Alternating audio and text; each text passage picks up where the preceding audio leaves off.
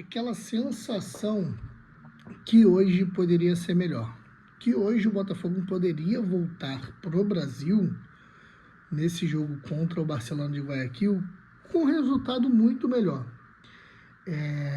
Eu senti hoje, senti assim, entre aspas, né? O Barcelona de Guayaquil é um time melhor do que o do Nacional de Potosí, mas eu achei o jogo contra o Nacional de Potosí muito mais perigoso do que o jogo de hoje, que acabou agora um empate entre Botafogo e Barcelona de Guayaquil, por conta da altitude. Hoje Guayaquil tem uma altitude que não é tão relevante como Potosí. Mas eu achei o jogo de hoje muito mais tranquilo tecnicamente para o Botafogo do que o jogo contra o Nacional Potosí na fase anterior, tá? Enfim, mas diante da qualidade técnica do Botafogo e da qualidade técnica apresentada hoje pelo Barcelona de Guayaquil, um bom resultado. O Botafogo define agora a sua classificação dentro de casa, no estádio Newton Santos, na próxima terça-feira, às 21h30, e vencendo, obviamente, o Botafogo seguirá para a fase de grupos da Libertadores da América, aí pelo quarto ano, 24, 25, 26, pelo terceiro ano consecutivo. Mas bora lá falar um pouquinho desse jogo, falar brevemente sobre esse empate entre Barcelona de Guayaquil e Botafogo, 1-1.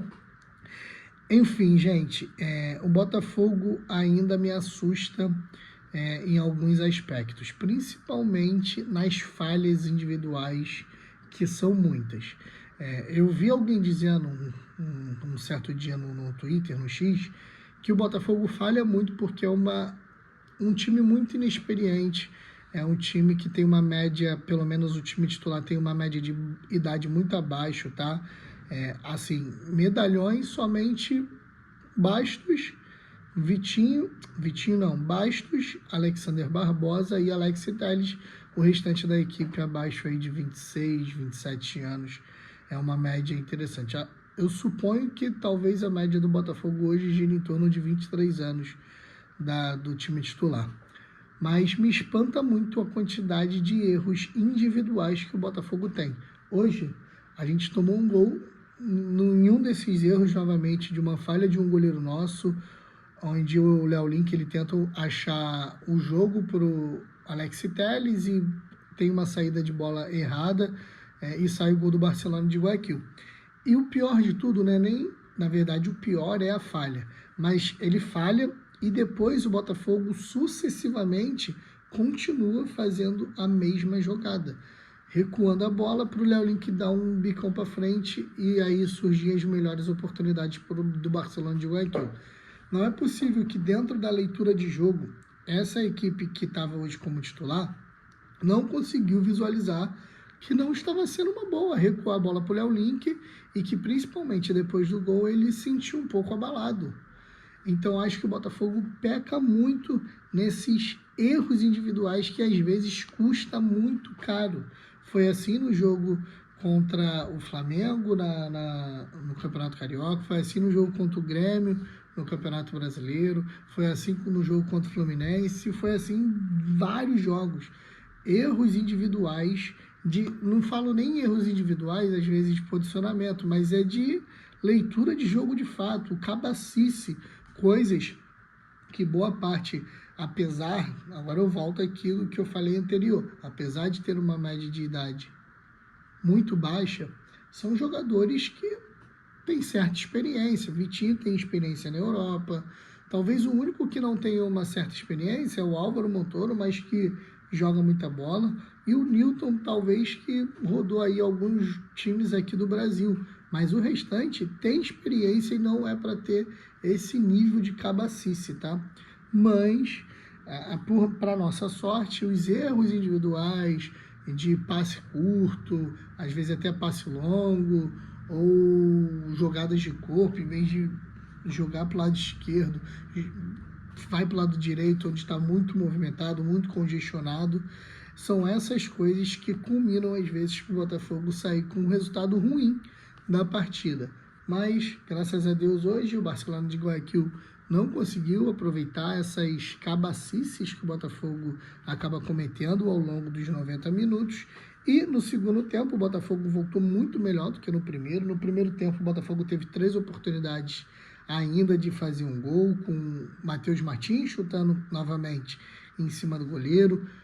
Depois, uma jogada muito boa do Matheus Martins, que ele acha o Danilo, e o Danilo dá-lhe um bicudão de esquerda e a bola sai à direita do goleiro. E depois, já no finalzinho ali com o Álvaro Montoro, que ele tenta ali, meio todo estabanado e chuta para o alto. No segundo tempo, o Botafogo volta melhor, com a mesma formação, mas tendo mais controle de jogo, tendo mais posse de bola novamente, mas ainda assim muito aquém no ataque.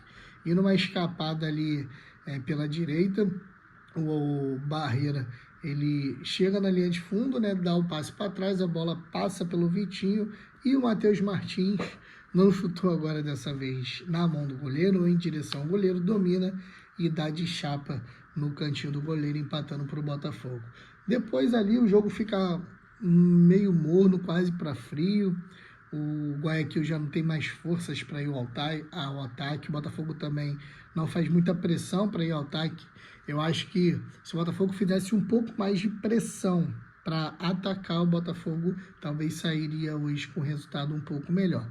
Parecia muito que o Botafogo estava muito conformado em levar o empate pro Rio de Janeiro, tá? Eu senti alguns jogadores muito sonolentos, principalmente na zaga. O Bastos, nossa senhora, jogando com um saco de cimento de 100 quilos nas costas. Enfim, eu achei o Botafogo hoje muito fraco na questão de movimentação, principalmente do meio campo. Eu acho que esse esquema de 3 zagueiros não está funcionando. Eu acho que a gente tem hoje uma zaga muito boa, que foi considerada em 2024 a melhor zaga do Brasil.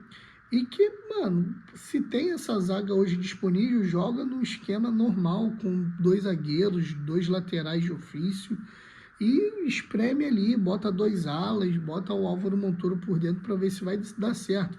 Porque a gente joga hoje com 3 zagueiros e nem a nossa saída de bola, que às vezes com 3 zagueiros é um pouco melhor, né, em alguns times, nem a nossa saída de bola hoje tem funcionado, porque o Bastos não é esse cara.